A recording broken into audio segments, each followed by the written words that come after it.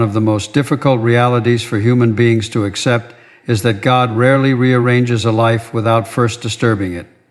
We naturally associate peace with stability, predictability, and control. We want clear answers, reliable routines, and visible progress. So when something suddenly shifts, a relationship changes, a door closes, a career stalls, or a season of uncertainty appears, we immediately assume something has gone wrong. But many times, what feels like chaos is not destruction at all. It is repositioning. People often pray for transformation without realizing transformation requires disruption. You cannot become a different person while remaining attached to everything that kept you the same. And this is where many individuals misunderstand God's work in their lives. They interpret discomfort as abandonment, when in reality discomfort is often evidence that movement has begun. Think about how deeply human beings resist change psychologically. The mind becomes attached to familiarity, even when familiarity is unhealthy. People will stay in draining environments, destructive relationships, limiting habits, and spiritually empty routines, simply because they are predictable. The fear of the unknown can feel more threatening than the pain of remaining where you are. So God, in His wisdom, sometimes allows instability to enter your life not to harm you, but to break your attachment to what is preventing your growth. What appears to be loss is often divine removal. And removal is painful because human beings emotionally bond with seasons, identities, and expectations. We become attached not only to people, but to the version of life we imagined we would have. So when God rearranges things, He is not merely changing external circumstances. He is confronting internal dependence. He is exposing where your security truly rests.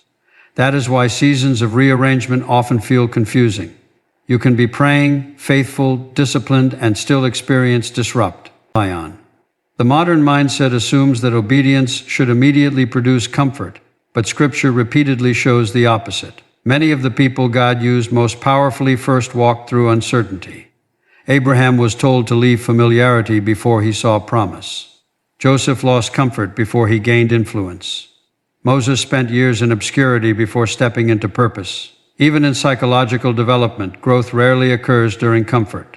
Human beings evolve most deeply during tension, transition, and challenge.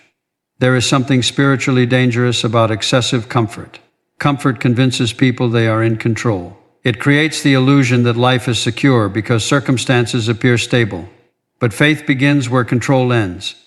And sometimes God will allow the foundation you depended on to shake so you can discover a deeper foundation that cannot be shaken. Now, this does not mean every painful event is directly caused by God. Life contains human failure, disappointment, consequences of living in a broken world. But God has the extraordinary ability to use even painful circumstances as instruments of redirection. What others meant to weaken you can become the very thing that awakens you. What looked like rejection can become protection. What felt like an ending can become the beginning of clarity. Many people discover years later that the moment they cried over was actually the moment their life changed for the better. The relationship that ended preserved their future. The opportunity they lost redirected their calling. The delay they resented developed the maturity they would later depend on. But during the rearrangement itself, it rarely feels positive. It feels disorienting because God is removing your dependence on visible certainty. And this is where trust becomes essential. Trust is not believing that everything feels good. Trust is believing that God sees what you cannot yet see. It is understanding that divine perspective is larger than human perception. We evaluate life moment by moment, but God sees consequence, timing, influence, character, and future outcomes all at once. What appears unfair in one season may become understandable in another. Sometimes God rearranges your environment because your current environment can no longer sustain your next level of growth. There are rooms you must leave, conversations you must outgrow, and patterns you must break because the person you are becoming cannot survive inside the limitations of who you used to be. And perhaps that is the hardest truth of all. Growth often requires grief. You must grieve old versions of yourself, old expectations, old attachments, old identities. But grief is not always evidence of failure. Sometimes grief is simply proof that transition is taking place. So when life begins to shift unexpectedly, do not immediately assume God has forgotten you. The closed door may be protection. The delay may be preparation. The discomfort may be transformation and progress. What feels like chaos today may eventually reveal itself as divine alignment. Because sometimes God does His greatest work, not when everything in your life is settled, but when everything is being rearranged. One of the most misunderstood seasons in life is the season of separation. There are moments when God begins removing certain people, environments, routines, and distractions from your life, and at first it can feel deeply personal. Human beings naturally interpret separation as rejection. We assume that if something is leaving us, we must have failed, lost value, or somehow been forgotten. But spiritually and psychologically, separation is often one of the clearest signs that transformation is underway. God often separates people before He elevates them. This pattern appears repeatedly throughout life because elevation without preparation becomes dangerous. Most people pray for influence, success, purpose, or breakthrough, but very few understand the internal weight those things carry. Greater responsibility requires greater emotional stability, greater discernment, and greater spiritual maturity. If God were to place certain blessings into the hands of an unprepared person, the blessing itself could become destructive. So before the visible promotion comes, hidden preparation begins. And hidden preparation is rarely comfortable. There are seasons where you may notice certain relationships fading. Conversations that once felt natural suddenly feel forced. Environments you once enjoyed no longer bring peace. You begin feeling disconnected from habits, mindsets, and social circles that previously defined your identity. This can create loneliness because human beings are wired for belonging. We want connection. We want affirmation. We want reassurance that we are accepted by those around us. But growth changes your internal world before it changes your external life. And when your internal world begins changing, not every relationship can evolve with you. That truth is painful because many people spend years building emotional dependence on the approval of others. Psychologically, people often derive identity from their social environment. They feel secure when they are understood, included, and validated. But God will sometimes allow separation because He knows you cannot fully discover who you are, while constantly depending on others to define you. Isolation, when understood correctly, is not punishment. It is refinement. There is a difference between destructive loneliness and purposeful solitude. Destructive loneliness weakens the soul, but purposeful solitude strengthens clarity. It forces you to confront yourself without distraction. It exposes where your confidence truly comes from. It reveals whether your faith is rooted in God or merely supported by external comfort. Many individuals avoid silence because silence reveals what noise conceals. Constant activity, social interaction, entertainment, and laziness can temporarily hide insecurity, fear, and spiritual emptiness. But when God begins separating you from certain distractions, you are left face to face with your own heart. That process can feel uncomfortable, but it is necessary because elevation requires self-awareness. A person who does not understand themselves will eventually misuse success. This is why some of the greatest transformations happen in hidden seasons. Before Joseph governed Egypt, he endured isolation. Before David became king, he spent years in obscurity. Before Paul became one of the most influential voices in Scripture, he disappeared into seasons of preparation. The pattern remains consistent. God develops depth before visibility. Modern culture celebrates exposure, recognition, and immediate achievement. But God often works in the opposite direction. He removes applause so character can develop privately. He removes constant affirmation so dependence on Him can deepen. Because if your identity is built on a foundation of being, entirely on public approval, criticism will eventually destroy you. And this is where many people become discouraged. They assume that because life feels quieter, smaller, or more isolated, they are moving backward. But spiritually, there are seasons where God intentionally reduces external noise because He is strengthening internal foundations. A tree that grows tall without deep roots collapses under pressure. In the same way, a person who rises externally without developing internally cannot sustain long-term purpose. So God separates you from certain environments not because He wants to diminish your life, but because He is protecting your future. Some people cannot accompany you into the next season because they are connected to a version of you that God is asking you to outgrow. And sometimes the separation is not even about wrongdoing. Not every relationship ends because someone was evil. Some connections simply belong to a different chapter. Human beings struggle with the nas is because we often believe permanence equals success. But life moves through seasons. Some people are assignments, not lifetimes. Understanding this requires emotional maturity. It requires the humility to stop clinging to what God is trying to release from your hands. And that is difficult because familiarity feels safe. Even unhealthy familiarity can feel safer than unknown growth. But if you hold too tightly to old environments, you may resist the very transformation you prayed for. There are moments when God removes distractions because your purpose requires focus. There are moments when He allows distance because your spirit requires healing. And there are moments when He reduces your circle because your next season cannot survive the weight of unnecessary voices. So if you find yourself in a season where life feels quieter, where relationships are shifting, where old connections no longer fit who you are becoming, do not immediately interpret that season as abandonment. God might be doing one of His deepest works in private. Because before God elevates a person publicly, He often separates them personally. And sometimes the clearest evidence that God is preparing your future is that He is changing who and what has access to your present. One of the greatest emotional struggles human beings face is learning how to live in the tension between promise and timing. Most people can endure difficulty for a short season if they believe the answer is coming quickly. But when prayers seem unanswered, opportunities seem delayed, and progress appears invisible, frustration begins to take root. The human mind naturally associates delay with denial. We assume that if something has not happened yet, it never will. But spiritually speaking, delay and denial are not the same thing. Many times, God delays what He fully intends to give because timing determines whether a blessing becomes constructive or destructive. Human beings tend to focus on desire, but God focuses on right and readiness. We often ask for outcomes while overlooking the condition of our character, emotions, and judgment.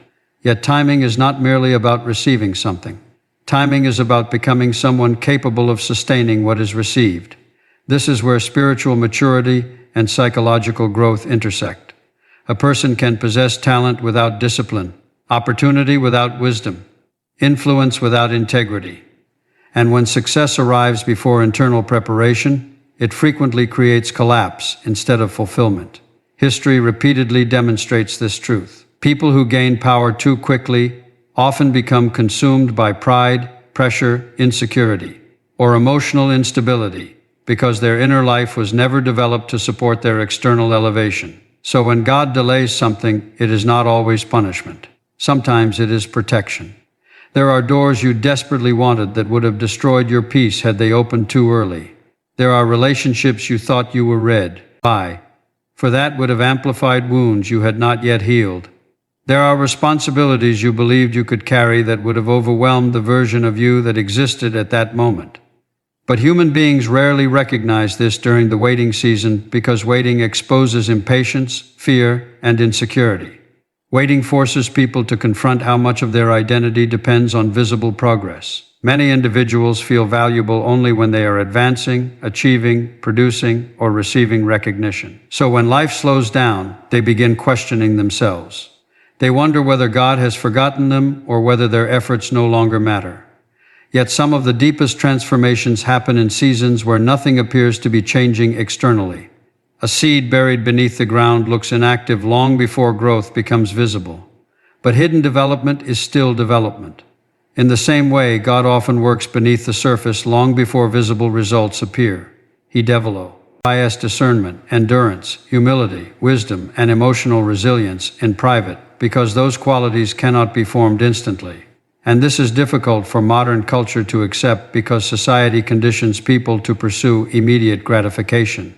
We are taught to move quickly, achieve quickly, respond quickly, and expect instant outcomes. Waiting feels unnatural because waiting removes control. It requires trust. It demands patience in a world addicted to speed. But patience is not passive. Biblically and psychologically, patience is the ability to remain steady while growth is still incomplete. It is emotional discipline. It is resisting the urge to force outcomes prematurely simply because uncertainty feels uncomfortable. Many people delay their own breakthrough because they refuse to endure preparation. They rush into relationships before healing. They pursue opportunities before developing wisdom. They demand visibility before building character. And then they wonder why S becomes exhausting rather than fulfilling. God's timing often feels slow because he sees consequences humans cannot see. We evaluate life emotionally and temporarily, but God evaluates life comprehensively. He sees the hidden dangers behind premature opportunities. He understands the people you have not yet met, the pressures you have not yet faced, and the responsibilities your future will require. And perhaps this is why delay can become one of the greatest tests of faith. Because faith is easiest when answers arrive immediately. But true trust is revealed when heaven feels silent and you continue walking forward anyway. True trust is developed when you cannot yet see evidence, yet you refuse to surrender to despair. There are seasons where God intentionally slows things down because he is teaching dependence rather than self-sufficiency. Human beings naturally want control over outcomes, but spiritual growth often begins when control is surrendered. Waiting teaches you that your life is not held together merely by your own effort, strategy, or timing. It also teaches discernment. Some blessings arrive later because earlier versions of you would have mishandled them. There are conversations you can understand now that would have offended you years ago. There are responsibilities you can carry now that once would have crushed you emotionally. There are opportunities you are now wise enough to recognize that you previously would have overlooked or abused. And when you finally reach certain seasons in life, you often realize the delay itself was part of the blessing, because the waiting changed you. It deepened your perspective. It strengthened your spirit. It humbled your ego. It clarified your priorities. And perhaps most importantly, it taught you that your peace cannot depend entirely on immediate outcomes. So if you are living in a season where answers feel delayed, do not automatically interpret that silence as rejection. God may be preparing, in circumstances, developing your character, or protecting your future in ways you cannot yet understand. Because what feels late from a human perspective may actually be perfectly timed from a divine one. And sometimes the greatest proof that God is working in your favor is not that everything is happening quickly, but that everything is happening wisely. At some point in life, every person must confront a difficult question. What if the changes you resisted most were actually leading you toward the life you were meant to live? Human beings naturally cling to familiarity because familiarity creates the illusion of security. We want life to unfold according to our plans, our timelines, and our expectations, but purpose is rarely discovered through comfort alone. More often, purpose emerges through disruption, redirection, and the painful process of becoming someone new. This is why God's rearrangement can feel so confusing while it is happening. In one season, you may feel certain about the direction of your life, only to watch circumstances suddenly shift. Doors close unexpectedly. Relationships change. Plans collapse. And in those moments, the human instinct is to focus on what was lost rather than what is being formed. But sometimes, God removes a path because he sees where it would have led. And this requires humility to accept because people tend to evaluate life through immediate emotion rather than long-term vision. We become emotionally attached to temporary desires without fully understanding their future consequences. Yet, God sees beyond the moment. He sees not only where you are, but who you are becoming.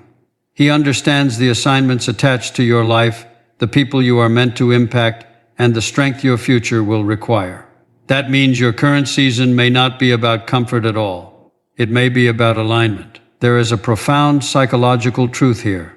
People often confuse happiness with purpose. Happiness depends largely on circumstances, but purpose survives even difficult seasons because purpose gives suffering meaning. A person can endure enormous hardship when they believe their pain is leading somewhere significant. Without meaning, suffering feels unbearable. But with meaning, suffering can become transformative. This is why many individuals look back on the hardest periods of their lives and eventually realize those seasons produced their deepest growth. The struggle forced clarity. The disappointment created wisdom. The isolation strengthened identity. The delay developed patience. What once appeared to be destruction became preparation. And perhaps one of the greatest signs of spiritual maturity is the ability to trust God before understanding him. That does not mean pretending pain does not exist. Faith is not denial. Faith is the decision to believe that God is still working even when life feels uncertain. It is recognizing that your perspective is limited while God's perspective is complete. Human Bay, NGSC fragments. God sees the entire structure. So often people pray for purpose while resisting change. But purpose demands transformation because you cannot step into a new season while remaining emotionally committed to an old one. Growth requires surrender. And surrender is difficult because it forces you to release control over outcomes you desperately wanted to manage yourself. Yet control is one of humanity's greatest illusions. People exhaust themselves trying to force timelines, manipulate circumstances, and hold together situations that God may already be asking them to release. But there comes a moment when peace only arrives after surrender. Not surrender to hopelessness, but surrender to trust. Trust that God can guide what you cannot predict. Trust that closed doors can still lead to open futures. Trust that what feels confusing today may one day become clear. And often, clarity does not come before obedience. It comes after. Many people want certainty before move. But spiritual growth frequently requires movement before certainty. Abraham walked before he fully understood. Moses obeyed before he felt capable. Countless lives throughout history reveal the same pattern. Purpose unfolds progressively, not all at once. That is why you cannot judge your future solely by your present circumstances. A difficult season is not a permanent identity.